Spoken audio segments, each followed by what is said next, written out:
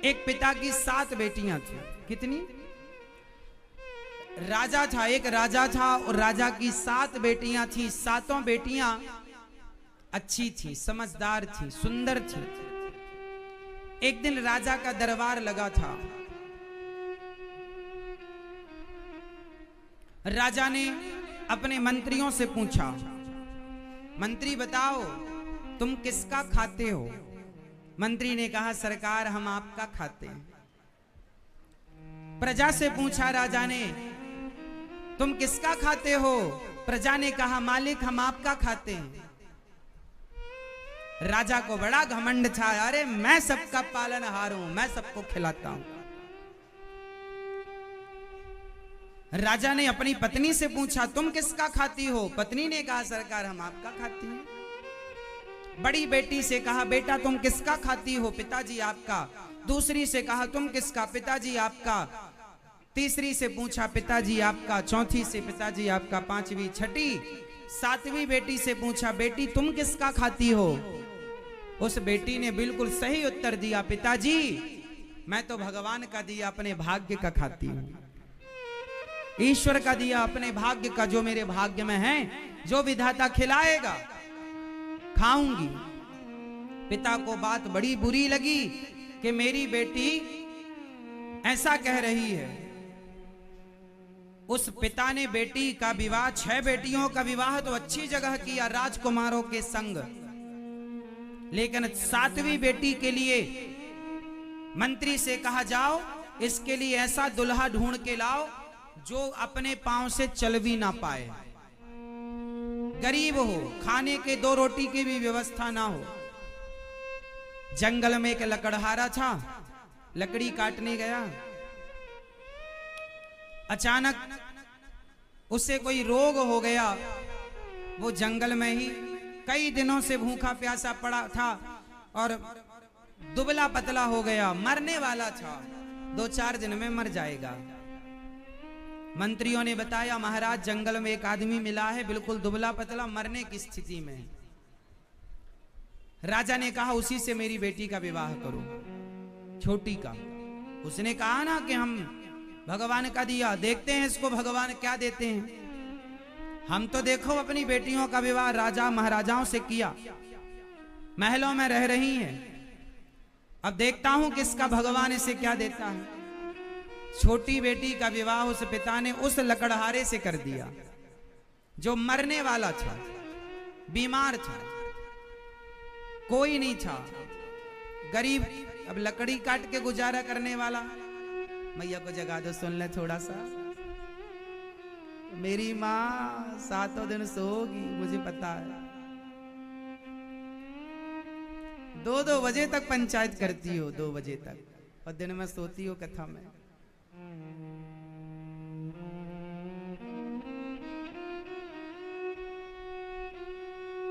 सुनो, फिर लड़की को लेके पिता जंगल गया, वहीं पे ले गया पंडित जी को, वहीं पे वो लड़का खड़ा भी नहीं हो पाया, उसी को उठा करके फेरे करवाए और उस राजा ने अपनी बेटी का विवाह किया। वो कन्यादान इत्यादि करके कुछ नहीं दिया, दहेज में कुछ नहीं दिया। एक बाप ने बेटी को बोले, तेरा भगवान देगा तुझे, तू कहती है कि हम अपने भाग्य का खाती हैं, देखता हूं तेरा भाग्य क्या है। एक पिता ने अपनी 7वीं बेटी को त्याग दिया, ये कहकर कि देखता हूं कि तेरा भगवान तुझे क्या देता है। लेकिन एक बात बताएं मेरी माँ, संसार भले आपको त्याग दे, लेकिन भगवान जब अपनाते हैं ना, तो दुनिया त्याग दे तो कोई फर्क नहीं पड़ता, गोविंद है ना अपनाने वाले। इसलिए परेशान ना हुआ करो कि अब हमारा कोई नहीं है। हैं जिनके नाच जगन्नाथ हो, वो कोई अनाथ नहीं हो सकता। सबके नाच, सबके नाच, नाचों के नाच जगन्नाथ, इसलिए उनके होते हुए कोई अनाथ। इसलिए वो लड़की, अब तो पिताजी चले गए, सारी फौज चली गई, जंगल में अब 2 लोग रह गए, एक लकड़हारा और एक राजा की 7वीं बेटी। दोनों पति पत्नी के रूप में हैं। उस स्त्री ने देखा, सातवीं बेटी ने देखा कि मेरा पति तो चल भी नहीं पाता। उसने पूछा अपने पति से, आपको क्या बीमारी है? उसने बताया कि मैं जंगल में आया, पता नहीं पेट में क्या हो गया, मैं चल भी नहीं पाया और पानी देने वाला भी कोई नहीं बचा। अब वो लड़की पत्नी धर्म निभा रही है। और देखिए, जीवन में स्ट्रगल करना पड़े, मेहनत करना पड़े तो करो। ये ना सोचो कि ये दिन क्यों आ गए, दिन तो आएंगे, अच्छे दिन आए तो बुरे दिन आएंगे। रोना नहीं है, घबराना नहीं है। अच्छे दिन आए हैं तो बुरे दिन भी आएंगे। दिन हमेशा बदलते हैं। पहले गर्मियों के दिन थे, अब बारिश के दिन आ गए। पहले सर्दियों के दिन थे, फिर गर्मियों के दिन। तो दिन तो मौसम भी बदलता है।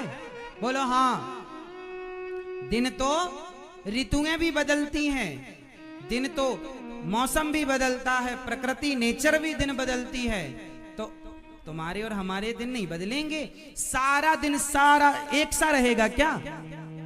सब दिन एक से होते हैं क्या? बोलो मेरी माँ। कभी तुम लड़कपन में बच्चे होते हो तो कभी तुम जवान होते हो, तुम्हारे दिन बदल गए। कभी तुम दौड़ते खेलते थे, थकते नहीं थे, अब 4 कदम चलते हो थक जाते हो। दिन बदल गए ना। समय एक सा ना रहेगा साहब, ना लड़कपन सदा रहेगा, ना जवानी सदा रहेगी, ना बुढ़ापा। बदल रहा है संसार, महसूस करो। परिवर्तनशील संसार को महसूस करो। बदल रहा, कभी होठों पे हंसी होती है तो कभी आंखों में आंसू होते हैं। यही बदलाव है। जो लोग कल तक साथ थे वो लोग आज खिलाफ हो गए। यही तो बदलाव है प्रकृति का। संसार में आए हो, इन सब से गुजरना पड़ेगा। हंस के गुजरो, रो के गुजरो। इसलिए हर स्थिति परिस्थिति में भगवान का स्मरण बनाए रखो। वो लड़की कल तक राजमहलों में रहा करती थी। भाई राजा के ठाट वाट तो अलग थे, मस्त खाना, मस्त पहनना, मस्त सब चीजें। अब वो लकड़हारे के संग है, सादे कपड़े में। पति बीमार है, करे तो करे क्या, खड़ा भी नहीं हो पा रहा है। तो शादी होते ही उसके कंधे पर वो सारी जिम्मेदारी आ गई जो एक स्त्री के कंधे पर तब जिम्मेदारी आती है जब पति मर जाए और बच्चे छोटे छोटे हों। जिस स्त्री का पति ना हो और बच्चे छोटे हों, उस स्त्री से पूछो कि जिम्मेदारी क्या होती है। वो स्त्री की स्थिति इसके सामने थी। शादी होते ही उसी दिन से, उसी समय से अब वो जंगल की लकड़ियां काटे और लकड़ी काट काट करके वो पास के शहर गांव में जाए, बेचकर नई नवेली दुल्हन, हाथ की मेहंदी नहीं छूटी, और वो जंगल की लकड़ियां। राजा की बेटी, समय है साहब, समय है। कल तक रानी थी, कल तक राजा की बेटी थी, राजकुमारी थी, अब लकड़हारा की पत्नी हो गई। समय क्या से क्या ना बना दे। इसलिए समय बदलता है और समय तुम्हें न चाहता। तुम्हारी कोई औकात नहीं, हमारी कोई हैसियत नहीं। हम सब समय के अधीन हैं। लोग कितना भी कहते हो कि मैं अपने बेटे को डॉक्टर बनाऊंगा, लोग कितना भी कहते हो मैं अपने बेटे को इंजीनियर बनाऊंगा, जज बनाऊंगा, ये बनाऊं, तुम कितना भी सपना देख लो, लेकिन बनेगा वही जो समय उसे बनाएगा। वो तो समय आएगा तो पता चलेगा कि तुम्हारा बेटा क्या बनेगा। तुम सपने कितने भी देख लो, तैयारियां कितनी भी कर लो, पर समय जो बनाएगा वो बनना पड़ेगा। समय कहेगा कि आलू का ठेला लगाओ तो ठेला लगाना पड़ेगा। समय कहेगा कि भीख मांगो तो भीख मांगना पड़ेगा। तुम कितना भी पढ़ लिख जाओ, लिख जाओ। क्या बड़े बड़े पढ़े लिखे इंजीनियर लोग क्या पानी पूरी का ठेला नहीं लगा रहे हैं? क्या सब्जी नहीं बेच रहे हैं? समय सब कराता है मेरी माँ। इसलिए तुम्हारे हाथ में तुम्हारे बच्चों की डोर नहीं है। तुम माँ बाप हो, अच्छा सोच सकते हो बच्चों के लिए, पर होगा वही, हुई है सोई जो राम रचि राखा। यही विधि का विधान है। इस जरा जरा सी बात को आदमी समझ ले तो सुखी हो जाए, टेंशन फ्री हो जाए, पर ना जाने कब तुम्हारी खोपड़ी में घुसेगी ये बातें।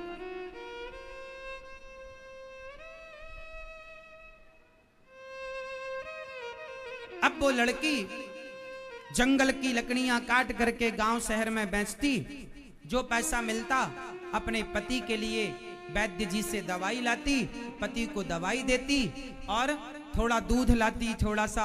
अब वो जंगल में एक छोटी सी झोपड़ी बना के, चूल्हा बना के जंगल की लकड़ियों से थोड़ा माटी के बर्तन ले आई, थोड़ा चावल ले आई, दाल ले आई, आटा ले आई, बर्तन ले आई, और बेचारी उसने जंगल में गृहस्थी स्टार्ट कर दी, है ना। अब पति को बनाकर भोजन खिलाती, स्वयं खाती, थोड़ा दूध ले आती, दूध पिलाती। संयोग देखना कि वो दूध जब लाती और दूध अपने पति को गिलास भर देती हल्दी वाला, तो जब थोड़ा सा बच जाए ना, तो वहां जंगल में ना, अब उसे रहते रहते ये पता लग गया जंगल में जंगली शेर भी है, हाथी भी है। अब वो जानवरों के बीच में रहने लग गई, तो वो उसे उनसे घुलना मिलना हो गया, है ना।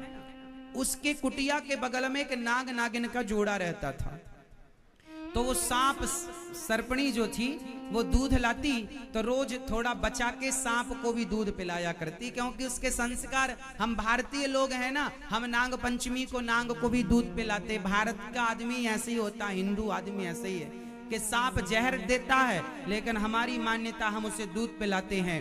पूरी दुनिया ढूंढ लो साहब, ऐसी संस्कृति कहीं ना मिलेगी जो सांप को भी दूध पिलाने वाली संस्कृति हो, ये हिंदुओं की।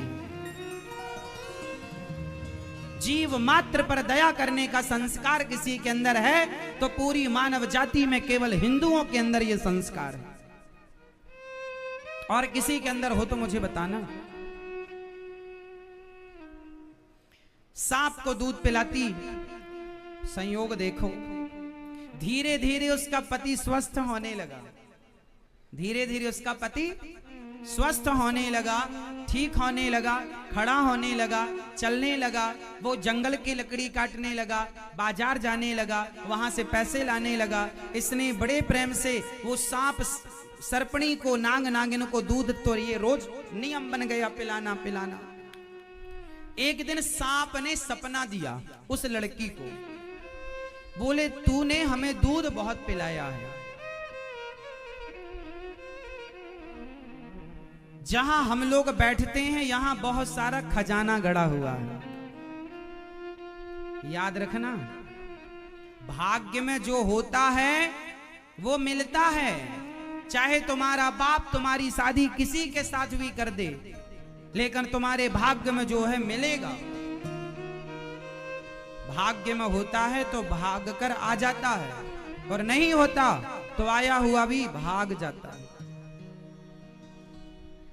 वो लड़की को सपने में सांप ने कहा कि यहाँ पे हाथ डालना तुम्हें खजाना मिलेगा।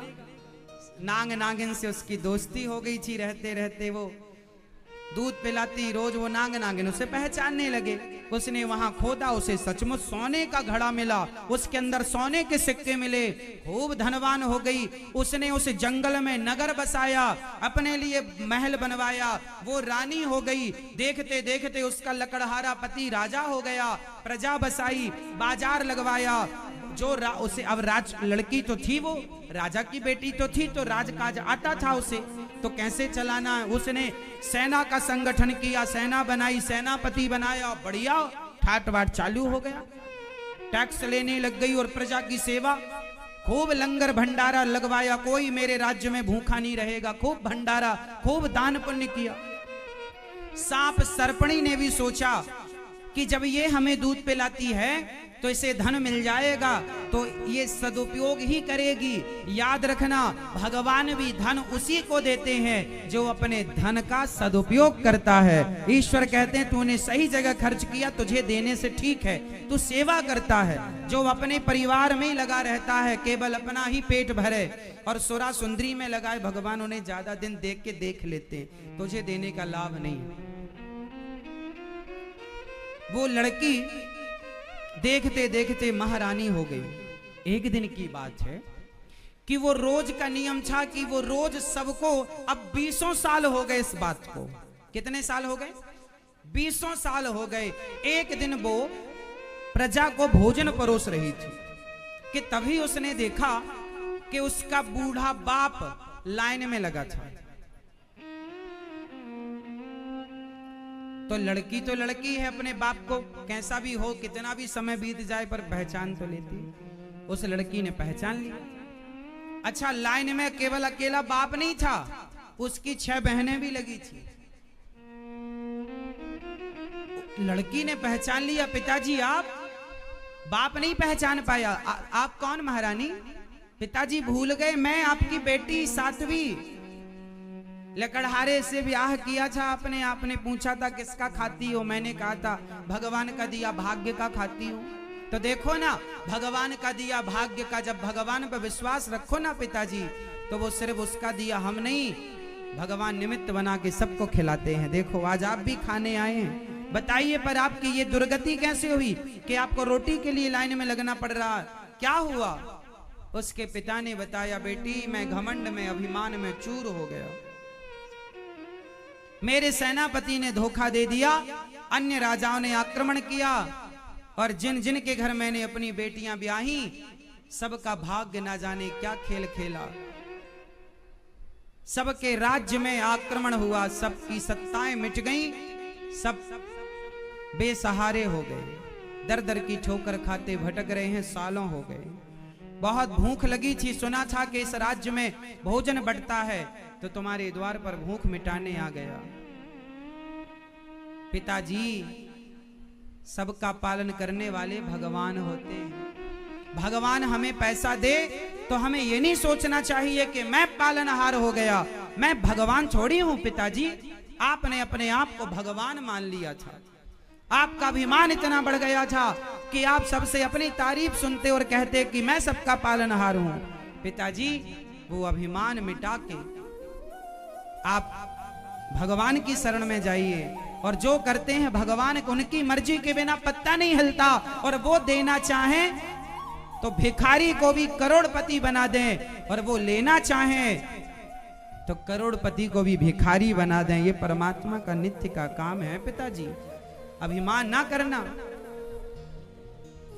उस लड़की ने अपनी सेना भिजवाई, अपने सेनापति को आदेश दिया कि पिताजी के राज्य पर जिसने आक्रमण किया हो उस राजा को पराजित किया जाए। सेनापति गया, राजा इत्यादि उसकी टुकड़ी गई, उसने पराजित किया, अपने पिता का राज्य लौटाया, अपनी बहनों का भी उसने राज्य लौटाया, और अपनी बहनों का राज्य लौटाकर उसने सबका ये घमंड मिटा दिया कि मैं करता हूं। करते कौन हैं? इसलिए आप कभी अपने आप को करता नहीं मानेंगे। हर व्यक्ति अपने अपने भाग्य का खाता है।